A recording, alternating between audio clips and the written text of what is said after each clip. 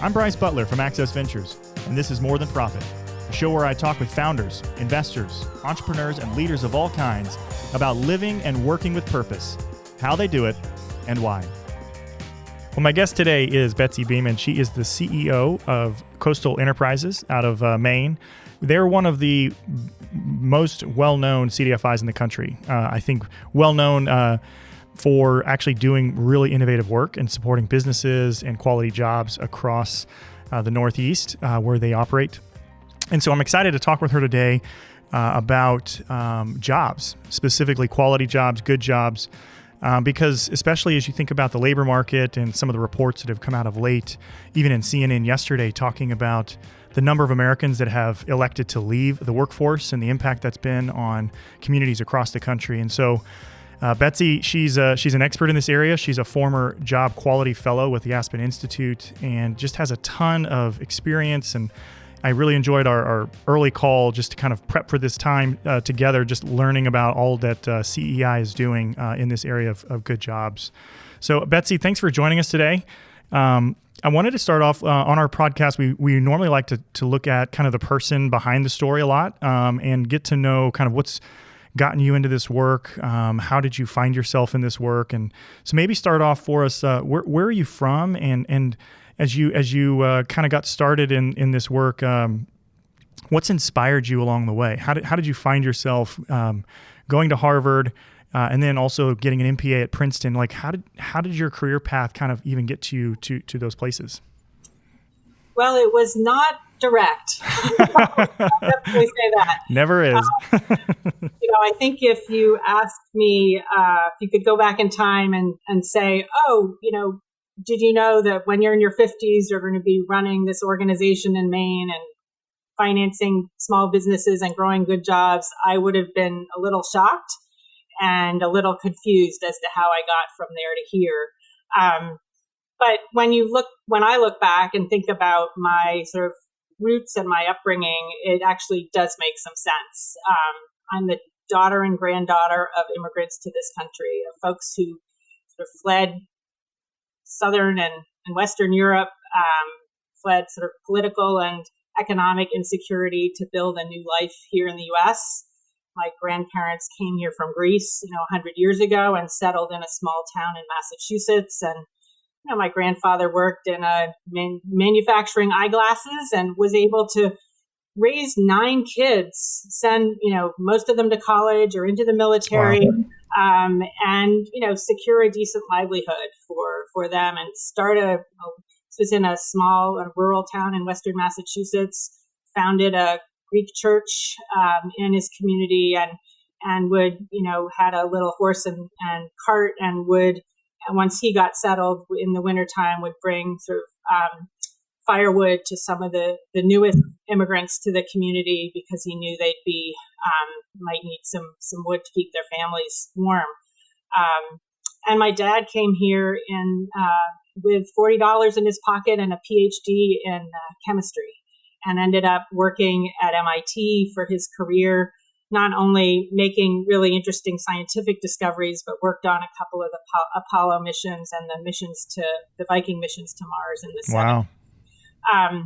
So really both sides of my family was able to come here and achieve their dreams. And coming from those roots, I really believe that everyone, whatever their background or identity, should be able to achieve their greatest potential. And those are sort of the values that have driven my life and my work, and have really, I guess the other just being you want to leave the earth a little better than when you arrived in it. But really then in college was when I first saw the relationship between sort of capital and justice. And that was at the time really through the movement to pressure corporations to divest from apartheid South Africa. And that got me interested in sub-Saharan Africa and inspired me to go work first teaching in a rural secondary school for girls, which was quite an amazing experience. And then after graduate school, working with local NGOs in Eastern and Southern Africa, and later working at the Rockefeller Foundation as a grant maker and impact investor.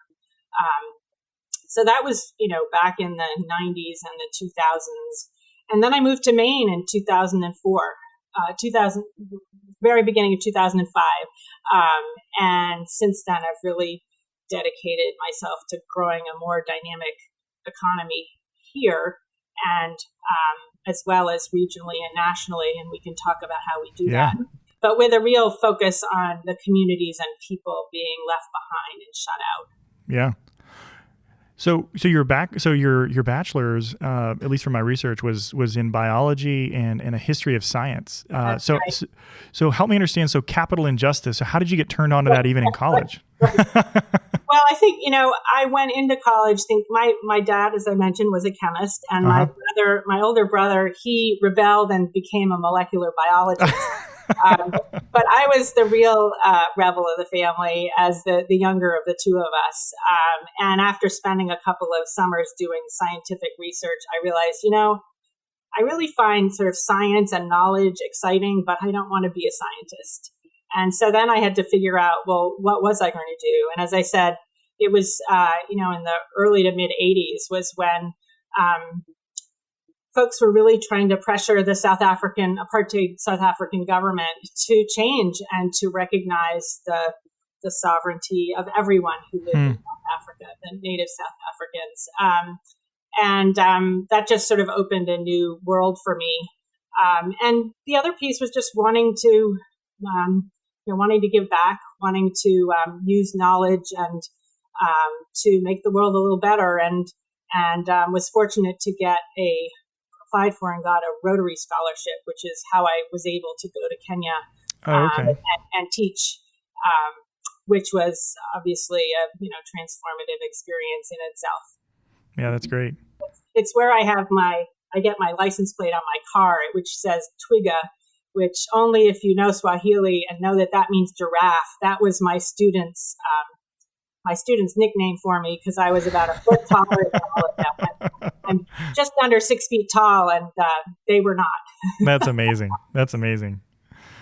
Well, so kind of shifting gears to kind of your life's work to date, I found a quote. You once said that if you work hard and full time, you shouldn't be poor. While that's been an American value for a long time, it hasn't been an American reality for everyone. And so I kind of wanted to kick off our conversation around quality jobs and good jobs and the work that you've been a part of for the last several decades. From your perspective, what's caused this disparity? Like what over the last half century, if you will, has really made a shift in this idea that if you work hard and you work full time, you shouldn't be poor, that's what we aspire to and what you've even described with your grandfather. But it's not the reality of many Americans today. What's caused that in our society? Well, that's probably a whole other issue. But I'd say, from one of the things that we've seen is since around the 1970s, it used to be that as worker productivity increased, wages increased approximately in the same extent. And one can have a discussion about how much of the change that happened around the early 70s was because of the decline in unions, or whether it has to do with globalization and technology.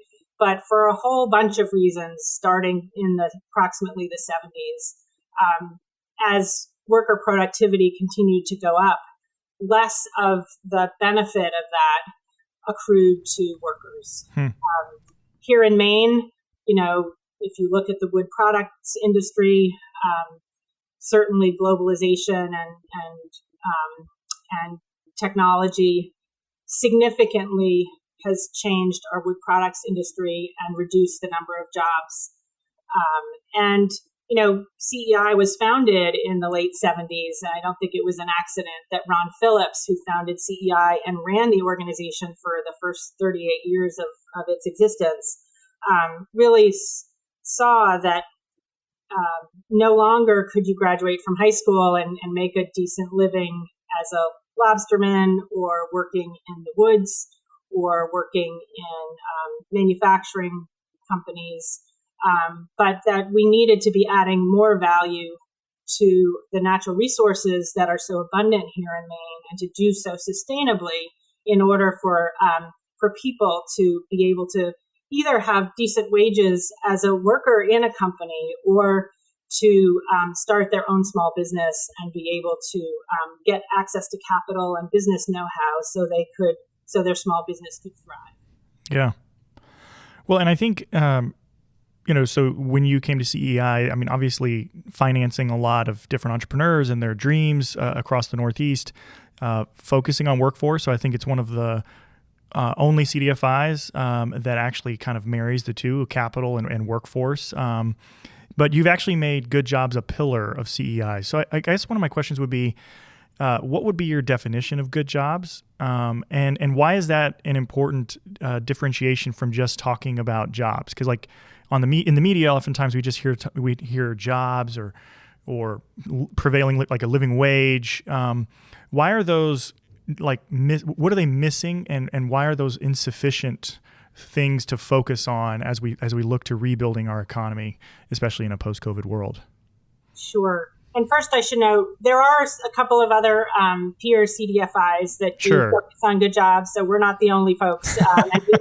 Yeah, I didn't mean to leave them out, but but certainly we've done a lot of thinking, as have others, on this topic. And I stepped into this role about 5.5 years ago, and CEI had not only always talked about job creation and sustaining jobs, but had talked about good jobs. One of the challenges was we didn't have a consistent understanding of what really was a good job. And so we both looked at research that some of our colleagues had done at Pacific Community Ventures, Aspen Institute. We interviewed a lot of the small businesses in Maine, and we came up with sort of a framework, that, as we call it.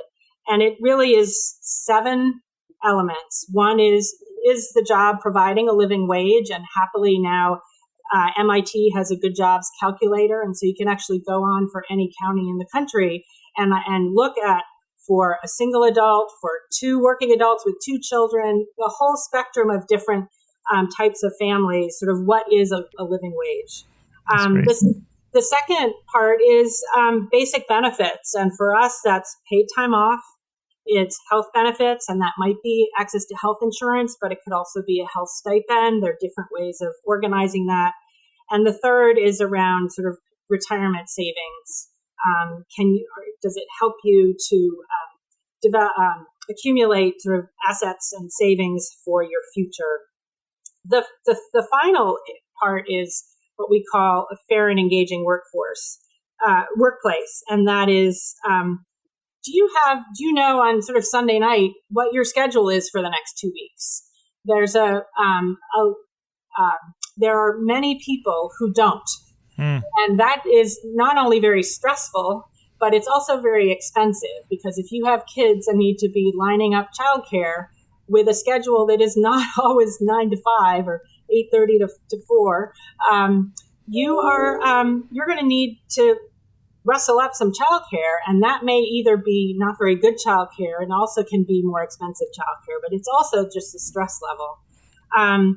Secondly, it's, do you have an opportunity to have an annual performance review with your employer? So you can talk about, how am I doing?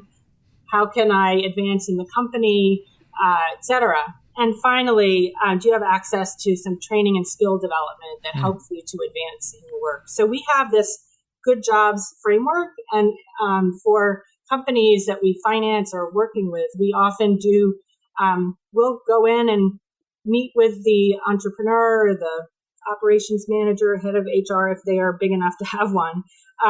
And we really sort of look into both where are they now, but really importantly, where can we help them improve? Because our hypothesis, and it often turns out to be true, is that, companies that have good quality jobs are typically more successful. They have, we've tracked the data for our venture capital portfolio companies, for example, and those companies that either have higher quality jobs or are making active improvements in the quality of their jobs have significantly higher revenue growth than those that don't. Well, I think it's really, I love your framework. And and the fact that it's good for the bottom line and the research that you have to back that up. Because I think oftentimes, as you listed off, when people hear jobs or workforce, their mind goes to, normally two places: living wage or kind of upskilling, training type programs. But you've listed off several that I think don't even cost the employer anything at all, right? Annual reviews. That doesn't cost you anything other than time. And that actually feeds into a quality job. So I guess that's really helpful to hear as well. But I think one thing too is like, who, in your opinion, who's responsible for creating quality jobs? Because if I'm the employer, and I'm sure you work with a lot of employers, and like you said, as you go in and finance them, they're often, like, I think culturally there's this belief that, educational institutions or the government train the workforce. We receive them and then we just put them to work. They're more like inputs into a machine. But I think what I love about your framework is that you're almost reframing how a business owner should be thinking about their role and their responsibility. So from your perspective, who is responsible for quality jobs in communities across our country? Well, it's not a satisfying answer, but I think we all are. I mean, there's a role for government. There's a role for employers. There's the contributions of the employees. There are organizations like ours. I mean, maybe I can tell you a couple of examples because it sort of really illustrates. We will sometimes start with a business almost before they've started their business, and help them structure what their compensation and their policies are going to be. And that's important because frequently, as you know, with startup companies, they can't afford to have a head of HR. And there are a lot of folks who start businesses because they're a wonderful baker, or they come from a multi-generational wood products, company owning family. But they don't know a lot about how do you set up a tax advantaged health plan that benefits the worker and the company.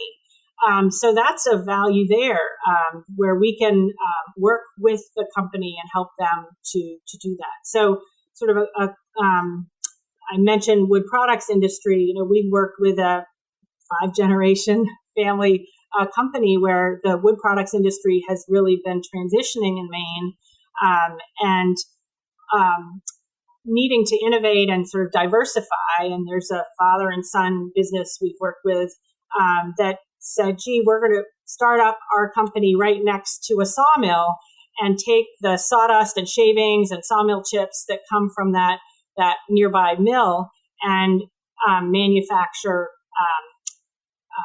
high performance wood pellets for sustainable heating. There are a lot of folks. Maine has a higher than average use of heating oil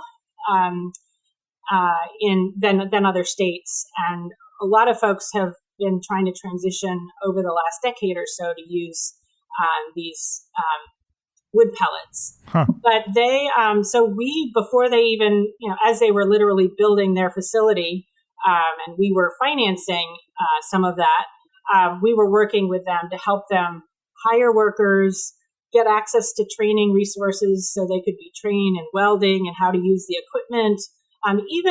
Barriers for folks can be: do you have decent work boots?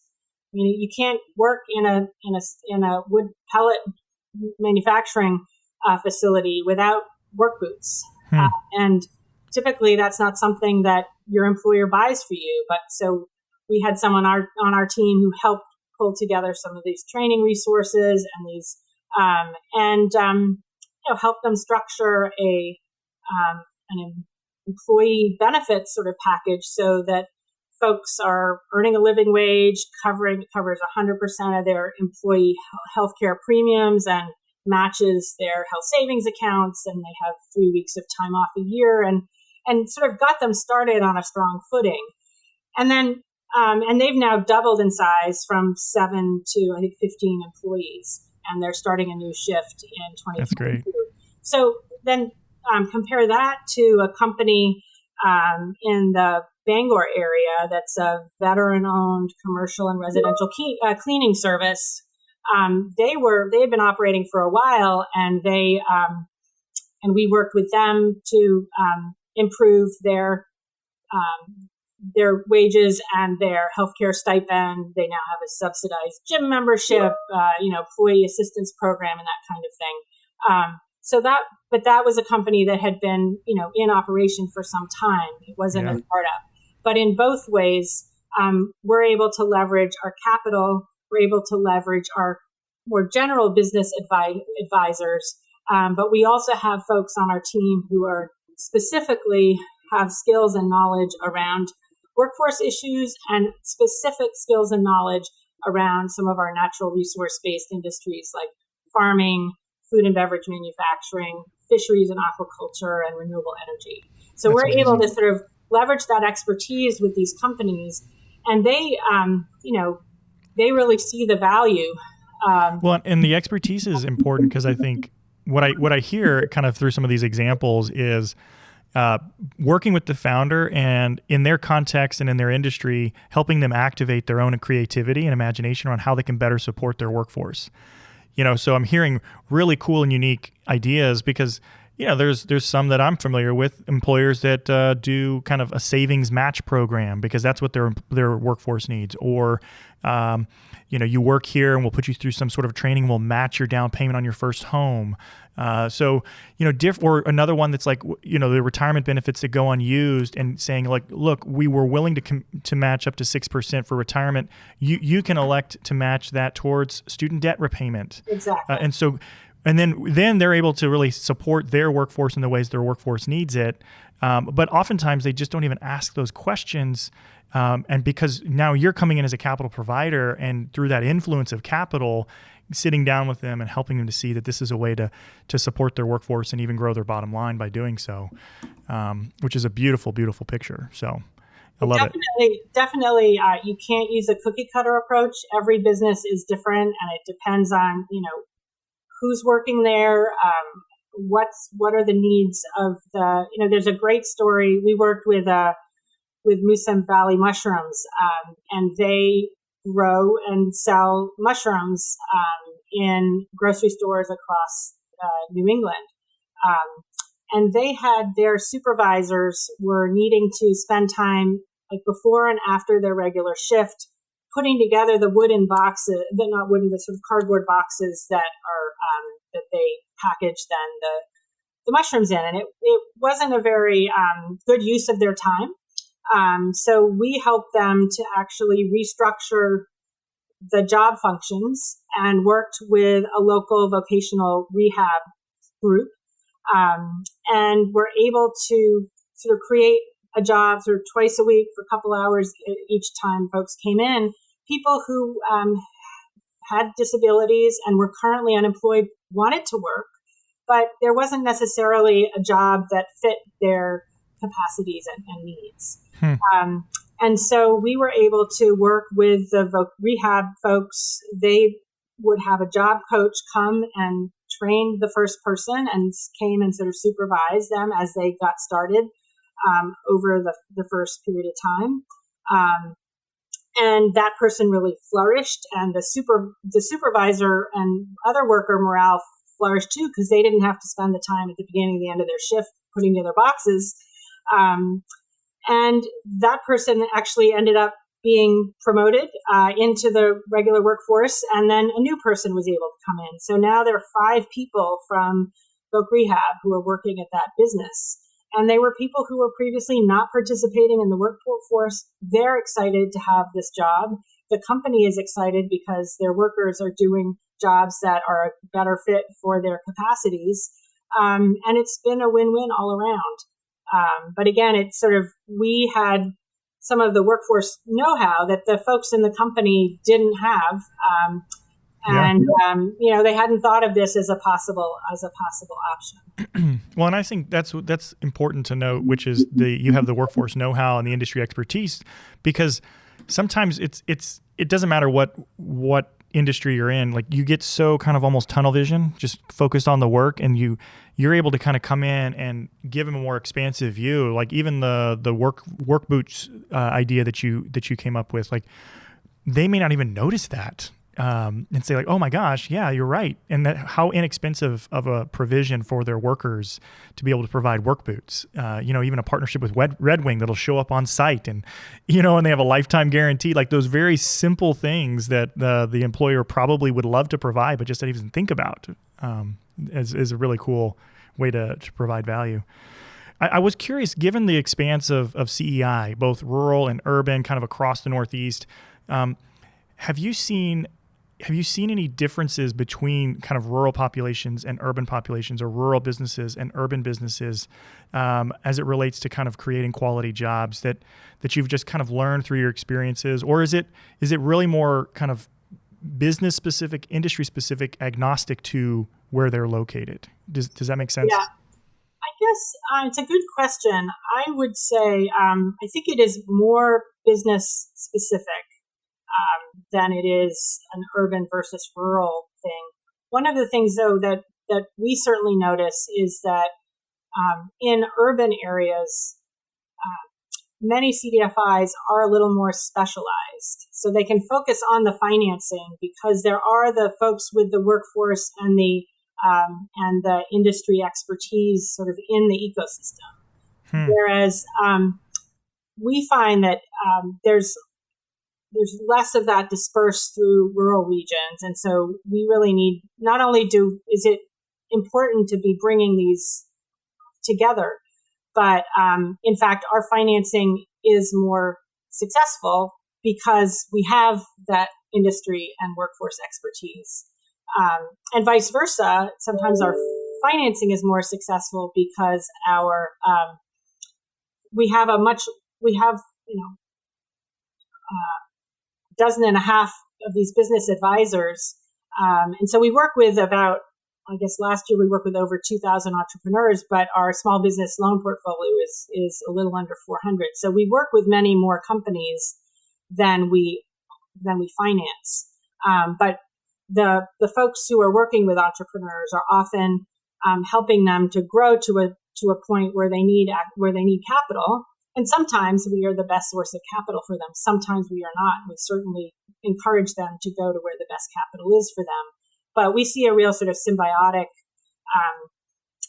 relationship between our financing, our business advising, and the third leg of the stool, which is really important for us as well, which is around policy advocacy, where we're really advocating for policies and for implementation of policies that support expansion of economic opportunity with a focus on the people and communities that are being sort of systematically left behind or shut out. Yeah, that's good. So that would be, I think, one of the primary differences we see in rural versus urban is that there are just many more resources in urban areas. And so you might not have to do a lot of it yourself. You might just do the financing piece, but partner with folks that bring the workforce or the business development expertise in. Obviously, we partner with those resources where they are here in Maine, but sometimes we need to bring both. Yeah. No, I think that's a really helpful distinction, because specialization is something we talk about, and it's, it leads towards efficiency, but oftentimes that's not a luxury that many rural communities can afford. And so you end up maybe spending more time. And so as we evaluate the impact or, rate the efficacy of an organization's work, we have to probably factor that in as well. They're not just providing capital. They're having to come in and do a lot of other things, and that they're not doing maybe as many because the time quotient is a lot higher on the business development side. So there's another piece that's really important in the ecosystem that you and I talked about a bit when we spoke earlier, and that is around this issue of childcare and the importance of childcare for the functioning of the economy, but particularly for the functioning of an economy that works for low and frankly medium income people. Because as we all know, childcare is expensive for many families, not only for low income families, but we have expanded beyond quote unquote just financing childcare a couple of years ago, when we realized that a lot of the folks who went into running childcare businesses, either for profit or nonprofit, they often had an early child childhood development expertise, or they loved young children, but they didn't know how to run a financially sustainable enterprise.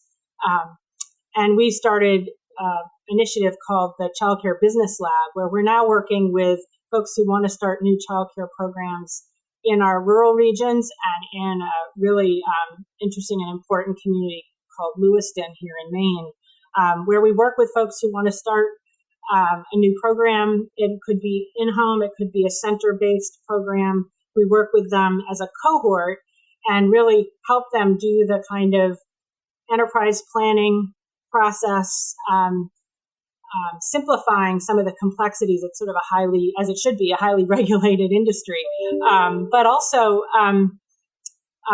ensuring that it not only helps them to create these new enterprises, but it's creating good jobs for the people working in the childcare. And as you may know, so childcare workers are often poorly paid and often don't have access to health care, health insurance, et cetera. But also then it provides an opportunity for parents who were struggling to be able to work full-time or part-time to do so. And it's been an important area of emphasis that, of course, the pandemic has really shone a light on how we can't have a successful economy and sort of business ecosystem without making sure that we have decent access, good childcare. Yeah, and I'm glad you went there, because I think the good jobs conversation, again, back to, it's not just jobs alone, it's not just living wage, it's not even just the benefits that an employer can provide, and even the question of like whose responsibility is it. Childcare is an aspect of good jobs. Right. If I don't have someone that can help care for my children, or it could be medical dental care. We've got some solutions here that are really interesting around mobile dentistry or mobile medical. And, it's funny because I'll drive downtown, and I'm sure it's the same in downtown Louisville, and in the parking garages, we sure have figured out how to provide services for our professional services, right? So they have car washes in the parking garage. They have dry cleaning delivery. They have, you name it, they've got it. We figured out how to meet those needs of our workforce that are white collar. But what about that single mother that's working the line that needs to take her children to the dentist but can't afford to do so? Well, what if we brought the dentist to them? Right. What if, like those types of creative things that are not like very job specific, but really impact their ability to find quality employment. So I love the creativity around that. And it's particularly important. We have a number of, Maine is a predominantly white state, but we have important communities where we have significant numbers of immigrants and refugees. And relating to childcare, there's also the issue of not only the cost and the accessibility, but the cultural appropriateness of that childcare. So we have in Lewiston, which was a sort of once thriving mill town that was predominantly white Franco-American mill workers living there. Now a quarter of the population is from Africa. So Burundi, wow. Angola, Somalia, Congo, Rwanda. And there's the highest concentration of children anywhere in Maine is in that neighborhood. Substandard buildings, but also there wasn't any culturally appropriate childcare. And the Head Start facilities that are there have a disproportionately low number of African children of African immigrants. So clearly there was a preference for unlicensed in-home family care over culturally insensitive or inappropriate, less appropriate childcare. So we've now worked with a group of Somali and Angolan women, had to change a lot of the curriculum, right? Because a number of folks don't read in their own language, never mind in their, don't write in their own language, never mind in English. And so we had to sort of change the material to have images, not just words, figure out with the state how to overcome the high school diploma requirement and other things. But we did, we've now worked with, we had 18 Somali women who've graduated from that first cohort, and, going to be really seeing progress with the expansion of that work in Lewiston. And we've done some similar work with a childcare program in rural Maine, sort of the northeast corner in Washington County, a small town called Millbridge, where there are a lot of historically been seasonal workers who would come up to harvest blueberries and cranberries and do the wreath making and work in the seafood processing industry, where folks have now settled, and where we have bilingual families and wanted their kids to be in childcare where the songs and the food and the stories were familiar, and where there was Spanish as well as English spoken in the childcare classroom. So we've been working with in both of those communities with new childcare programs. Well, and I love that your work really, and even in the work you do with the founders or the business owners, really starts with asking a lot of questions. Questions about what do my workers need? What is culturally appropriate? Because I think those are really good questions. Or even like what you said, even coming into CEI, and what is our framework? So how would we define good jobs, and what does that look like?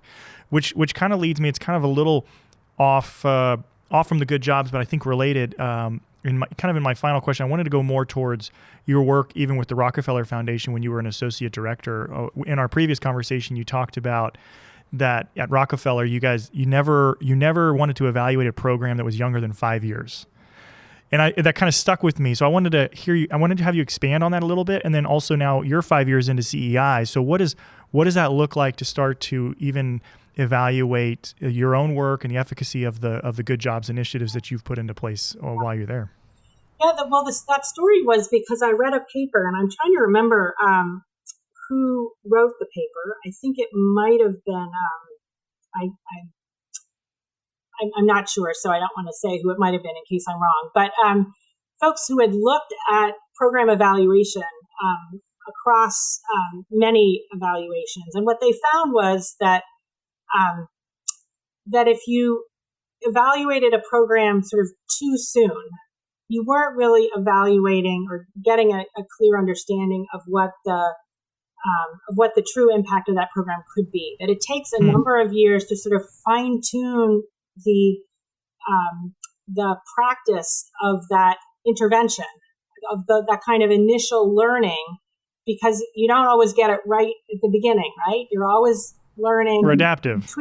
Exactly. Yeah. And so that if you evaluate it on after the second year, you're only really learning what that first pilot try was, that practice, not what it could be if it were fully implemented and with that sort of learning curve built in. And so that always really stuck with me, that it's important to give some time. And also, we're practitioners here at CEI, right? We believe in learning while doing and then fine-tuning with that. So, we are now 5.5 years into I being in this role. We, not surprisingly, soon after I arrived, we did a strategic plan. That's where we identified good jobs, environmentally sustainable enterprises, and more broadly shared prosperity as those three main pillars. And, we collect a lot of data, both the data we want to collect and the data that our funders and investors ask us to collect. But we're data geeks as well as, liking to learn from stories and from the folks we work with. But we created sort of a dashboard that we look at quarterly and annually, and we are going to be starting a new strategic plan in FY22. It's a little bit audacious to think about planning when we're still in the middle of a pandemic, and it's hard to plan for 2 months from now. But we do feel like we've learned a lot and we've accomplished a great deal, a lot that we planned and a lot more that we didn't plan.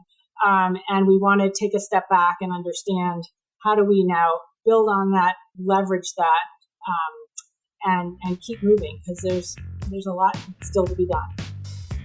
To learn more about coastal enterprises, check out CEImaine.org. And Betsy mentioned in our talk the living wage calculator from MIT.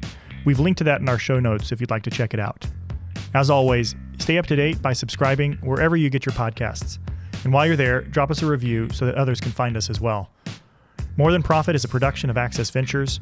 Direction, design, and editing is done by Render, a public benefit innovation as a services corporation in Louisville, Kentucky. To learn more about their work, check out workwithrender.com. I'm Bryce Butler with Access Ventures. Thanks for listening.